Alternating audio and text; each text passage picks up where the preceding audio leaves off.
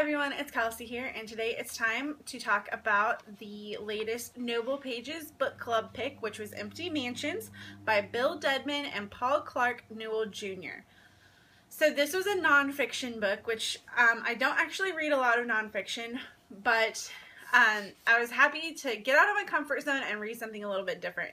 So this book was a telling of the life of Huguette Clark.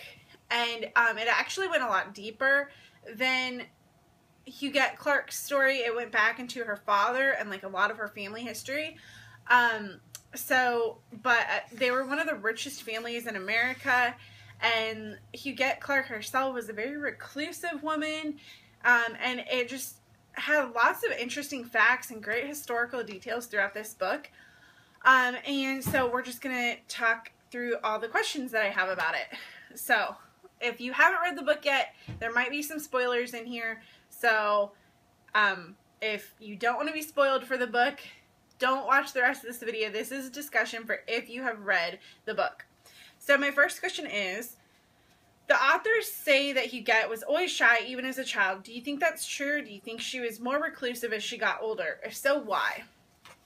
They did talk about how she was shy as a child, but I didn't get that feeling from some of the stories that they told. But as she was older and became more and more reclusive, I think it wasn't just because she was shy as a child. I think she had so many traumatic incidences with her sister dying and then her father dying. And I think it was just so easy for her and her mother to become this like close-knit family of two that had so much money that they didn't have to interact with the world. So many people, you know, even if you've had traumatic incidences in your life, you don't have a choice. You have to get up and go to work and interact with people every day. And it just, you don't have that choice. But they were so wealthy, they did have the choice to just stay in their home and create these hobbies and habits. And money was no object to them, literally no object. And so I think it was just very easy for them to be more close-knit and like shut some of the rest of the world out. And I think the mom was less like that, but I think maybe Huguette just didn't get the social interaction that she probably needed at a younger age, and so it just got worse and worse as she got older. Question number 2. What did you think of the $31 million in gifts that Huguette gave to her nurse, Hadassah? I thought this was like really kind of shady. And throughout the book it talked about so many of the gifts that Huguette Clark gave to people, and some to strangers who had taken care of friends of hers but that had never met her.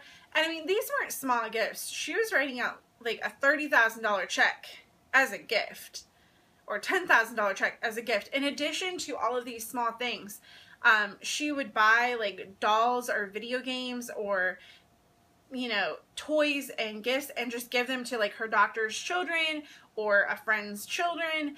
And it was like completely normal for her to write out these $10,000 checks to people that weren't, you know, they weren't her close family. They were friends or even like professionals. So keeping that in mind, the gifts that she gave her nurse, I thought were so above and beyond that, and I did kind of wonder if there was maybe some coercion. At one point, the nurse had even said if she switched to a different hospital, this nurse was not going to go with her, and it seems like Huguette had this very codependent relationship with this nurse, Hadassah, and I feel like maybe she wasn't, I think she was maybe in her right mind, but she was just so reclusive and so malleable that she was just, she didn't realize that what she was doing was like out of the norm, or she didn't realize that she was being manipulated. But I still think she was in her right mind. She just had a kind of personality that could be easily manipulated. But I just thought it was insane. I personally don't think I could have accepted the gifts that she gave Hadassah. In the end, she bought 7 houses or apartments for this nurse's family, and she only had 3 kids, so 5 people in her family total. And then I guess what I thought was even more strange was then this family got behind on their taxes because, like, I don't even know how, because they had so many cars and houses and monetary gifts and schools paid for by Huguette Clark that they ended up getting behind on their taxes, and then Huguette paid their taxes for them, and I just thought that was insane. I don't know, $31 million in gifts, and this woman didn't have, like, a thought in her head that, oh, this is taking advantage of someone. So, I don't know. I think she probably did know she was taking advantage of someone, because I don't think you could morally accept that much in gifts. I mean, this woman paid for her kids' private school, graduate school, houses, apartments, cars. It was kind of insane. So, yeah, I thought that was just morally reprehensible. $31 million. Okay, anyway. Do you think Huguette's life was a happy one? Ultimately, yeah, I think she did lead a happy life. I don't think she was sad being alone. She could have had a lot more friends and family surrounding her if she would have let them. And I wonder if she was just, if so many circumstances happened to her to make her more reclusive, or I wonder if the money made her that way. Even though the rest of her family was very sociable, I kind of wonder if they had this feeling of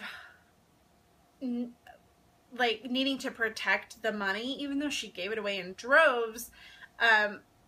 I know a lot of wealthy people are worried about friends and family members that are getting too close to them because they feel like all they're in for is the money. But ultimately, yes, regarding all that, I do think Huguette had a happy life. I think she had people close to her that she wanted. She was close to her goddaughter and her ex-husband, and just some important family members and friends were close to her. And she had her hobbies. She had a painting. She had her dolls. I think she probably did lead a very happy life. And one of the things she said was that she liked to give her money away before she died because she wanted to see how it made other people happy. And I thought that was a really healthy outlook. So I think she was probably pretty happy. So what did you think of W.A. Clark? He was a charitable man, but he also bribed his way to a Senate seat. What are your thoughts? Yeah, they played it off in the book and in real life as maybe he didn't bribe his way to the Senate seat, that it was actually his son that would bribe people to vote for his father because the son was the campaign manager. So I guess you could go either way on that.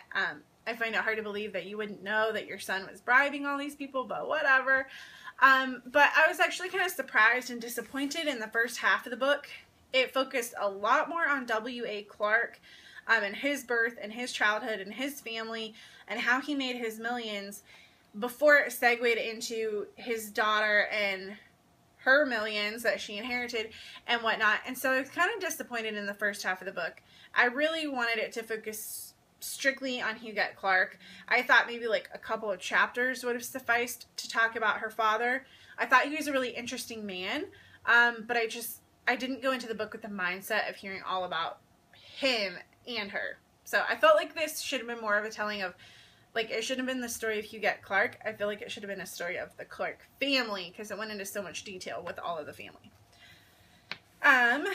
Next. Did you like the writing style of this book, or would you have preferred a fictionalized version of Huguette's story? I personally prefer having narrative historical fiction,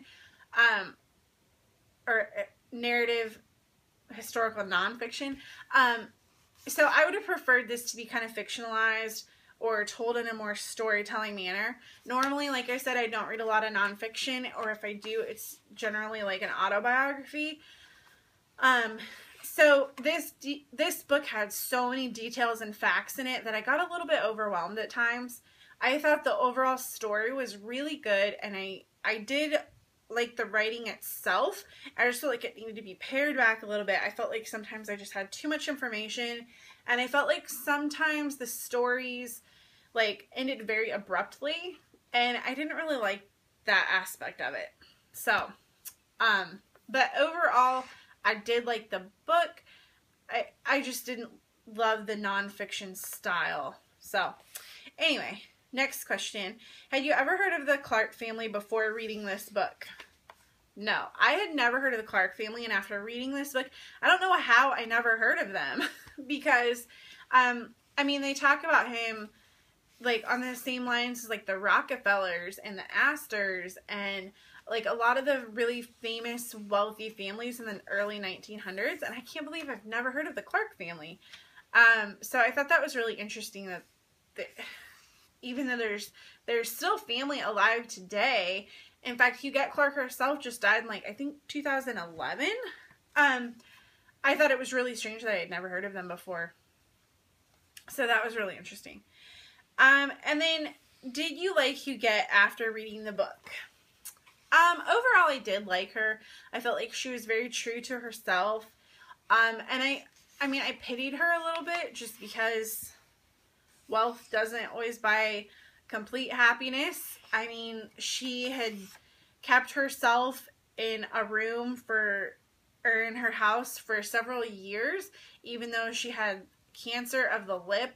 And I think she was just like a little agoraphobic at that point. Just wouldn't leave her house, didn't want to meet new people, to find a new doctor. So I thought that was really sad.